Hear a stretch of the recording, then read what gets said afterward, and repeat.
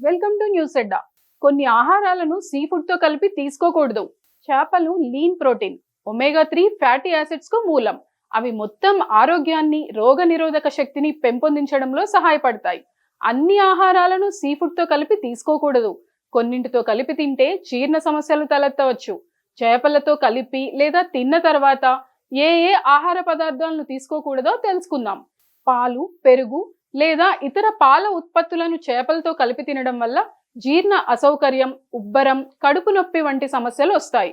కొన్నిసార్లు చర్మ అలర్జీలు, ఇన్ఫెక్షన్లు కూడా ఏర్పడవచ్చు.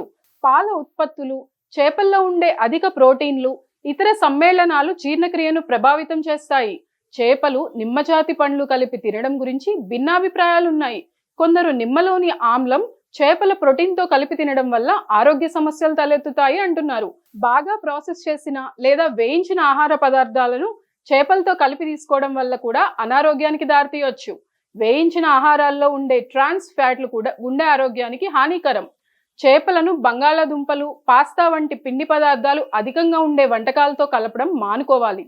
ఇలా చేయడం వల్ల అధిక కేలరీలు, కార్బోహైడ్రేట్లు శరీరంలో చేరి జీర్ణ వ్యవస్థ మందగించే అవకాశం ఉంది. కారంగా ఉండే ఆహారాలు చేపల సున్నితమైన రుచిని డామినేట్ చేయగలవు. అంతేకాకుండా మసాలా ఆహారాలను చేపలతో కలిపి తిన్నప్పుడు గ్యాస్ట్రో ఇంటెస్టినల్ అసౌకర్యం, కడుపు ఉబ్బరం వంటి సమస్యలు రావచ్చు. బీన్స్, పప్పులు, చేపలు రెండు ప్రోటీన్ కి మూలాలే.